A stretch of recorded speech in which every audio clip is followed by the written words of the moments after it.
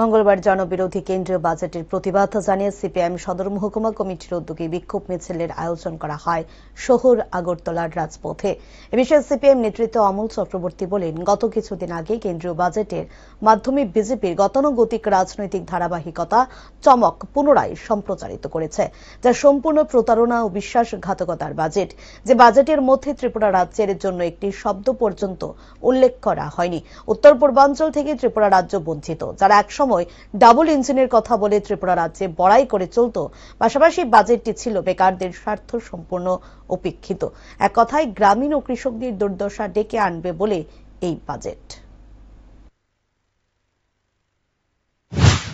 আপনারা জানেন, আমাদের দেশের কেন্দ্রীয় সরকার ইতিমধ্যে সংসদে বাজেট এই বাজেটে গতানুগতিক যে ধারা বিজেপি দলের চমক দেওয়া মানুষের সাথে, সে আরেকটা চমকের রাজনীতি দেশবাসীর সাথে করেছে এবং সম্পূর্ণ প্রতারণা এবং বিশ্বাসঘাতকতার বাজেট।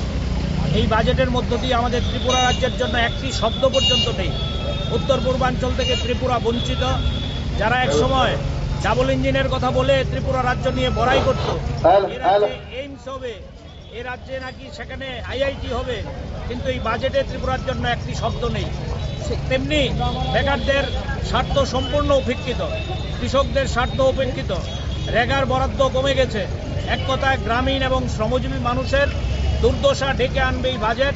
এই জনবিরোধী, এই মানুষের সাথে বিশ্বাসঘাতকতা এবং প্রতারণার যে বাজেট, এই জনবিরোধী বাজেটের বিরুদ্ধে আজকে সিপিআইএম সদর মহকুমার আহ্বানে আমরা এই বিক্ষোভ মিছিল আয়োজন করেছি।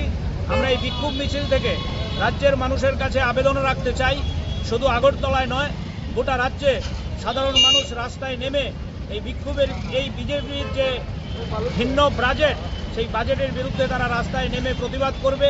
এই আহ্বান নিয়েই আমাদের মিছিল।